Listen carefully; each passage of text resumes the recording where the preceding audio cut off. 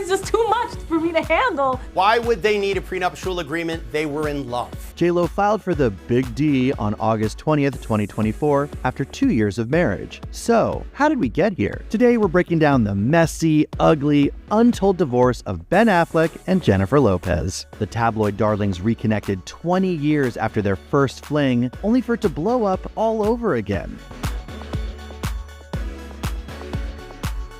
J-Lo and Ben first met in 2001 on the set of their film Geely. She was still married to her second husband, Chris Judd, who was one of her background dancers. Jen and Ben started dating in 2002, but there were already rumors that they were hooking up on the set of Geely while she was still married to Chris Judd. In August 2002, Jennifer denied it in an interview with Reader's Digest. So I have to confess, I actually like Geely. Their chemistry, palpable. It's turkey time. Huh? Gobble, gobble. But when the movie came out in 2003, it was the stinker of the summer. Best part of Geely, Al Pacino is somehow in this movie. How did I get in this movie? Ooh, ah. In April 2002, Jennifer Lopez opens a restaurant in Pasadena, and Chris Judd, her husband at the time, is there. But then, in classic telenovela style, in walks Ben Affleck with flowers to congratulate her. This was so emasculating for Chris Judd, who's already a backup dancer. Sure, Chris Judd was the appetizer, but Ben Affleck, he was the entree. A few months later, J-Lo and Chris Judd were over. He walks away with $14 million because, lo and behold, they didn't have a prenup. During that period, 2001 to 2003, Jenny from the Block was blowing up. And that is the worst possible time to be married in a marriage that's going to be unsuccessful. Because the assets that were acquired during the marital period, from the date of marriage to the date of filing for divorce, are all in play. And then pop culture history is made. Bennifer is coined. It's like their two names are just dry humping on a couch, and everyone is obsessed with these two. In September 2002, J-Lo released her famous video, Jenny from the Block, and her leading man was none other than Ben Affleck. There's paparazzi shooting them. It's a part of the storyline. In the video, it's pretty steamy. He's rubbing her famous derriere. By November 2002, Ben is proposing to Jen. J-Lo then officially announced that she was engaged to Ben Affleck in a big sit-down interview with Diane Sawyer. It was the best day of my life. Look, Jennifer Lopez is a hopeless romantic. She gets married to anyone she wants. We should be surprised she never married Puff Daddy. Remember that? Yeah. By the end of this year, she drops an album called This Is Me, ... then. It's all about her love for Ben. There's even a song on the album called Dear Ben about how perfect he is and how much she loves him.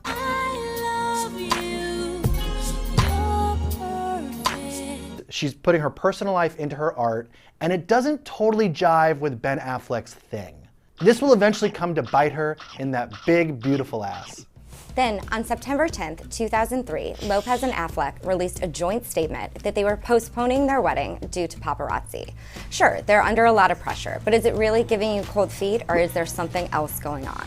So case in point, Ben is filming a movie in Montreal in 2003, and he goes to a strip club. He's partying with Christian Slater, Tara Reid. Those are your first two signs this is not going to go well. Ben reportedly doesn't behave himself and has a little bit too much fun with not one, not two, not three, but 4 strippers. One of the exotic dancers, Tammy Morris, alleged that she didn't just strip for Ben, but they full-on had sex and that cheating was involved. So Jen reportedly catches wind of this and she's not happy. And by January 2004, the engagement is called off. In the eyes of the law, Ben and Jennifer, their first time together is the day they said I do. The fact that people lived together, that they were previously engaged, none of that is relevant in deciding what their respective rights and obligations are in terms of the division of assets or anything else. All that matters is the date of marriage and the date of filing for divorce. Just 6 months after officially splitting from Ben, Jennifer marries Marc Anthony, the Latin music superstar, and they're actually together for several years afterwards. They have 2 kids together. It seems like Jennifer has gotten it right this time. But in 2012, Marc Anthony files for divorce, citing irreconcilable differences. That is common. That's the no-fault basis that people file when they don't want to start casting, slings and arrows at each other. It's the easiest and least controversial way to file. Years go by, and by 2019, Jennifer has found love once again with former Yankee superstar Alex Rodriguez. They looked like Ken and Barbie every time they stepped out of the house, gorgeous couple, and they got engaged, but they never got married. Meanwhile, what's Ben been up to? He marries Jennifer Garner, star of Alias on TV, Elektra on the big screen, and they got married in 2005. They end up having 3 kids together, and they are married until 2015. And it all seems low-key, much more private than the Bennifer thing. But after they break up, Jennifer does decide to speak to Vanity Fair. She basically says, when Ben likes you, you feel the love. But when he doesn't like you, he casts a shadow.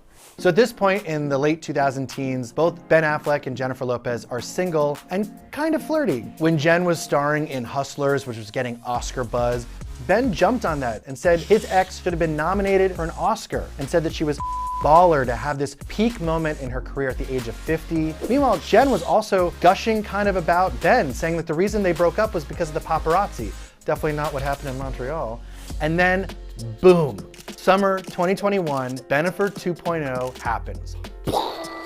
So in July of that summer, J-Lo posts a picture of them on a yacht, so you know it's on. They're kissing. Ben and Jen brought their rekindled romance to the Met Gala on September 13th, where they were kissing on the red carpet, mask and all. Fast forward to February 2022, the couple attended the premiere of J-Lo's new film, Marry Me, then popped the question 2 months later.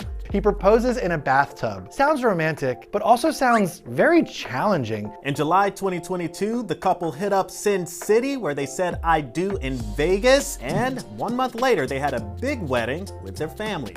August 2022, they're in Italy on their honeymoon. They're looking so in love. A few months later, November, she actually takes his name, which is like, no one's calling her Jennifer Affleck, but it's a nice gesture. By the start of 2023, they move in together. They go to the Grammys together in February, except Ben looks like he would rather be anywhere else, and he actually seems so miserable he becomes a meme. And she has to then do some damage control. She posts a picture, a screenshot of his film Air, and she's like, look, he always looks this way. He is resting Ben face. On Valentine's Day 2023, the couple revealed new tattoos. J-Lo had an affinity sign with both of their names, and Ben Affleck had crossing arrows with their initials. This is all very basic and corny, but it's definitely putting their love out there once again. And it's certainly better than Ben's giant dragon back tattoo. So 2024 turns out to be Jennifer Lopez's worst year ever. She releases a new album called This Is Me, now. And she also releases 2 films that go along with the album. One is a big budget, self-financed, star-studded narrative film using the album's music. And the other is a behind-the-scenes documentary about what inspired her to make this album, and it's called The Greatest Love Story Never Told. And in it, she shares very personal letters that Ben Affleck sent her. And it turns out that collection of love letters was used as inspiration for the album. Ben is mortified by this. So you've been showing all the musicians all those letters that, and they were like, yeah, we call you Ben Affleck. And I was like, oh my God. You can't stop Jennifer Lopez from being a publicity monster, and even Ben admits to that. Getting back together, I said, listen, one of the things I don't want is a relationship on social media. And then I sort of realized it's not a fair thing to ask. So as things start to crumble, sources told Page Six, Jennifer has a kind of big love that can never be matched by someone like Ben, who has a darkness about him, and that even Jennifer Garner couldn't fix it after, 8 years of marriage. Jen and Ben are not seen in public together in April and May, and J-Lo shows up to the biggest red carpet alone, the Met Gala. That same month, Jennifer Lopez likes a post on Instagram about unhealthy relationships. It basically says, you cannot build a healthy relationship with someone who lacks integrity and emotional safety. It's not going well. In June 2024, Ben moved out of the Beverly Hills mansion the couple shared, and J-Lo canceled her world tour. Live Nation says it's to spend time with family, but we all know it's because no one had bought any tickets. The next month, Jen throws a 55th birthday party that's Bridgerton themed. What?